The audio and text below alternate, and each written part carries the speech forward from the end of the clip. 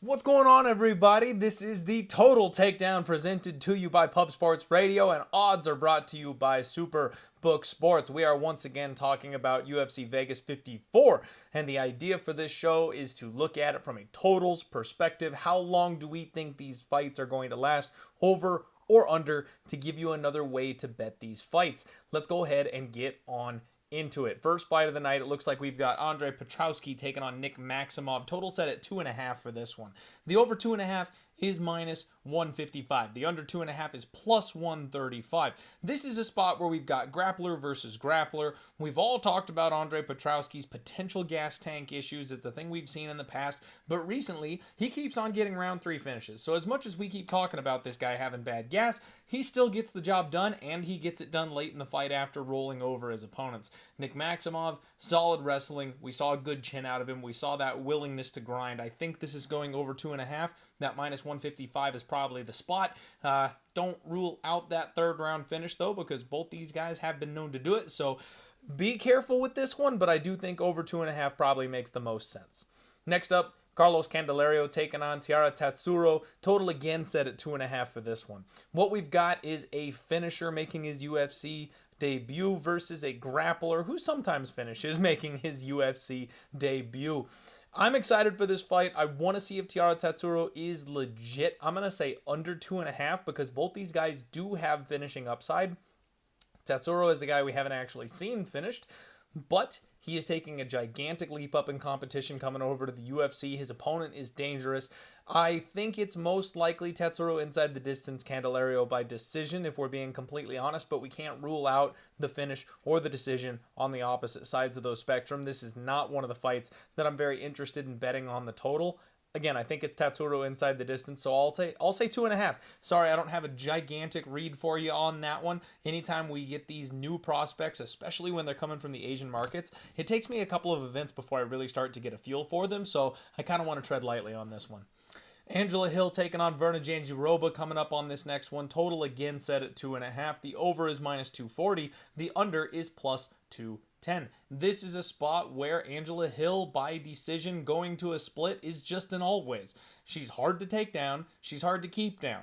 She doesn't have the kind of power on the feet that you need to starch somebody like Virna Jandiroba, and she's got the brickiest brick head of all time. Angela Hill is not somebody who I imagine Virna Jandiroba can knock out. She took everything Amanda Lemos had to offer, no sweat, so I don't see Virna getting a TKO here. Virna by submission, on the other hand, that's exactly the one weakness Angela Hill has seemed to have over the course of her career. She does get taken down sometimes, and people have been able to transition to dominant positions and tap her out relatively quickly. So if there's an under in this fight, it's almost exclusively Virna Jandiroba by submission getting that under cashed. Because of that, all the other factors, all the other opportunities for this fight to take place really come by decision. So I think over 2.5, minus 240. If Angela Hill can just keep this thing standing, we're going to see a good, nice, greasy split decision.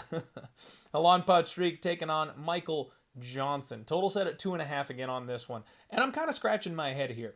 The over 2.5 is minus 160. The under 2.5 is plus 140. Michael Johnson, we all know this is the guy that on his best day can knock out somebody like Dustin Poirier. His boxing is solid. His forward pressure is good. His takedown defense is decent. Allan Patrick, a guy who really gets things done more often than not by decision. He likes to grind on his opponents, use that strong body lock, blitzing double leg takedowns, drag you to the floor, and then just kind of maul you from there. The problem is he's damn near 40 years old. He hasn't won in like 5 years, and his last win was against a questionable level of competition, we'll say at best. He does tend to go belly up, and he does tend to get knocked out a decent amount of the time. His chin is not the best, so if there was ever an opponent that Michael Johnson should just be able to walk through, this would be the guy. The problem is, Michael Johnson is the biggest stunt puller in UFC history. This guy falls apart in round 2 like clockwork. I could absolutely see Allan Patrick getting him down to the ground. And then, let's not forget, Michael Johnson has like 8 submission losses on his record. Under 2.5 at plus 140? Yeah, I think I like violence in this fight. That number is decent. Both guys can be finished. Both are more than capable of finishing. I think that number makes some sense. I like violence at a plus number. Andrea KGB Lee taking on Vivi Araújo. Total set at 2.5. Over is juiced minus 300. Under 2.5 is plus 250.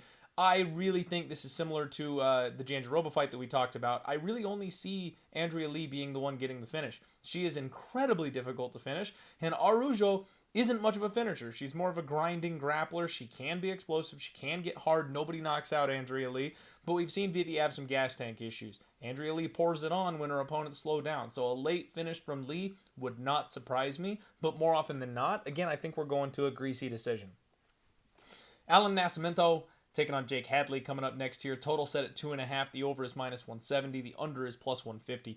And I do think the over is in play again for this fight. Jake Hadley is a decent striker, but he's much more of a wrestler. Fast back takes, likes to get on your backpack and then choke you out. Rear naked choke is really kind of his best weapon. But Allan Nascimento, this guy trains with Charles Oliveira. He's not somebody that you're going to take his back and choke him out lightly.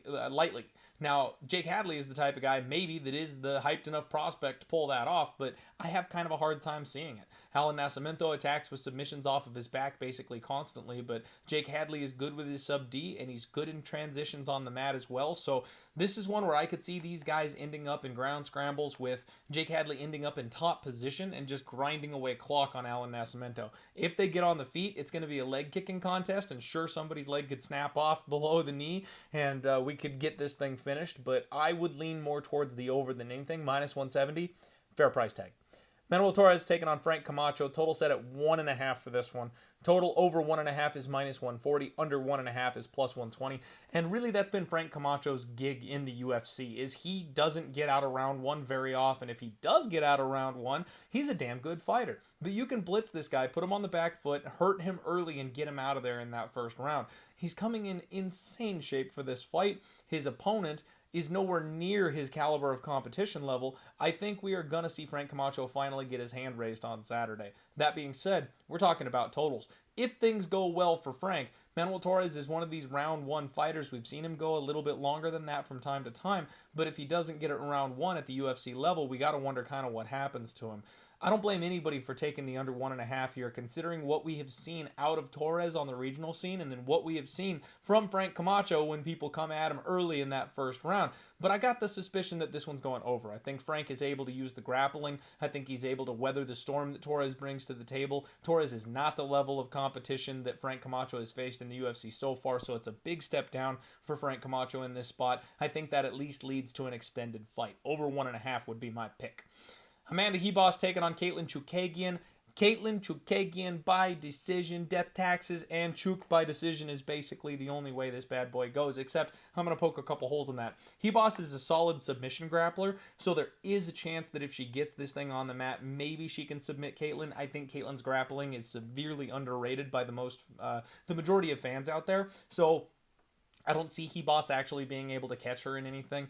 Caitlyn Chucagan, on the other hand, she doesn't really do much in the way of finishing in the UFC. However, lately, she has been sitting down more on her punches. She does have a chip on her shoulder. She's talking about proving that she's more than she has shown so far in the UFC and wanting a crack at that title. Ribas is a little chinny, folks. This is not a home run over 2.5, in my opinion. I know everybody thinks that it is, but I think there's actually a little bit of value on that plus 220 on the under, just because I can see Katlyn picking Ribas apart on the feet, and the way we've seen Ribas wobble in her last couple of fights, she's moving up a weight class.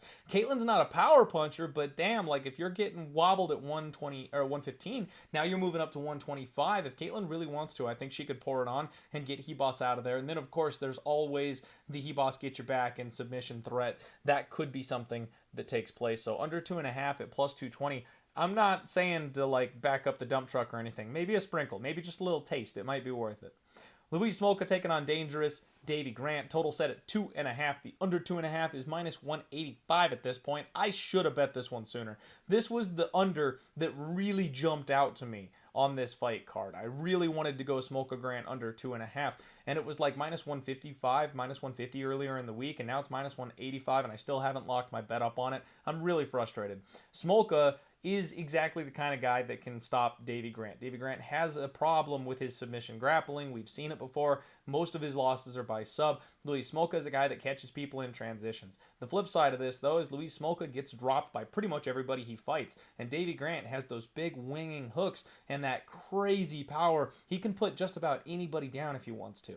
This is going to be a brawl. I think Davey Grant clips Smolka, and then in that scramble, one of these guys is going to tap the other one. I do think this fight probably ends by submission at some point, so we'll see what happens, but under 2.5, minus 185, fight doesn't go the distance. I don't mind that at all if you want to play those or parlay them or something. I think this fight is violence all day. I own Cuțelaba taking on Ryan Superman Spann. Total set at 1.5 for this one. The over 1.5 is plus 125. The under 1.5 is minus 145. And everybody out there is talking under for this fight. And believe it or not, this is where the tinfoil hat comes out. I'm kind of thinking over. You know, I listened to Ryan Spann's interviews this week, and what he's talking about is he said that these unders where you're flipping coins on who's going to get knocked out, he goes, that's for the birds, man. He's like, he doesn't want to do that anymore. He actually talked about taking Ion Cuțelaba into deep waters and stretching this thing out a little bit. Is he capable of that? That's really the question. I do think Ryan Spann is capable of that if he wants to stick behind a jab, keep his distance, move. Ion Cuțelaba's gonna try to get in his face, gonna try to blast double leg, put him on his back, beat him up from that position. But Ion's coming off of a win over Devin Clark, a guy that I just don't rate very highly. Now, I know Spann has had some trouble in the UFC. He hasn't quite turned that corner just yet either. But I think he's probably on par with someone like Devin Clark, and he's got a higher ceiling than somebody like Devin Clark. So even if he's not quite there yet, I do think that Spann has the capability of putting up a much better fight than Devin Clark did. Plus, he's always got that submission threat on his side as well. Ion Cuțelaba is a hard guy to tap out, but Ryan Spann has some submission chops as well. I think that he takes his time in this fight. I think there's a lot of grappling, especially because we're in the small cage. Cuțelaba probably gets the takedowns. I don't know if he's going to be able to rough up Spann quite the way that he would like to. Spann's a guy that gets dropped on the feet, but he's going to have a massive reach advantage in this spot to kind of mitigate that. And if Spann comes correct, I could sorry about that. Dog's going nuts. Apparently somebody's at the door. I could see Superman Spann stretching this fight just a little bit and getting a decision win. For the main event, we've got Aleksandar Rakić taking on Jan Błachowicz. We got a total set at 3.5 for this one, which is always a little suspect. Over 3.5 is minus 125. Under 3.5 is plus 105. Going over 3.5 is kind of the way I would look here. Jan is coming off of an embarrassing loss against the current champion Glover, a guy that was able to take him down and basically just maul him on the mat. Jan did everything wrong in that fight. Absolutely everything wrong in that spot. It doesn't even look like he worked his defensive grappling leading into that fight. This, I think, he will come a little bit more prepared for. Rakić is not a guy that's going to take you down and tap you the way that Glover did. Honestly, he doesn't even shoot that many takedowns. Now, his top control is solid. He is a big, big boy, so if he gets on top of you, you're really not going anywhere. But he's also not going to transition to your back and choke you out the way somebody slick like Glover will. I think, if anything, it's just going to be racking up control time. So if this fight takes place on the feet, Rakić really likes to kind of pick and poke at people at range, use those big thunder thighs, kick people, and keep them away from him. We are in the small cage, so that's going to be difficult to do. Jan is going to be trying to close that distance, get in the pocket, and go to work with that legendary Polish power. But we know the legendary Polish power is also just a little bit suspect. Both these guys have some major highlight reel knockouts, but those guys have all been super chinny. Like Luke Rockhold coming up to 205. Jimmy Manawa right before he retired. Like, these are the guys that these two are knocking out. Really, they are more decision fighters than anything. I think over 3.5 is a solid spot here. Potentially you get the fluke finish. Maybe Jan gets in close in boxing range and just like rib roasts Aleksandar Rakić and gets him out of there or something like that. But more often than not, I see Jan probably playing guard with Rakić, sitting safely in top position. I see lots of clinching up against the fence. I see lots of range striking from Rakić that Jan will have a hard time closing that distance. I don't see the highlight reel head kick coming from Rakić and Jan just being completely caught off guard by something like that. So I do think these guys are going to end up taking this one slow. They're probably going to take it deep. I like that over 3.5. That is the total takedown. Everybody make sure you smash the like button here. Subscribe to Pub Sports Radio if you haven't already. And we will see you tomorrow for the undefeated post-weigh-in show. Let's roll, everybody. Good luck.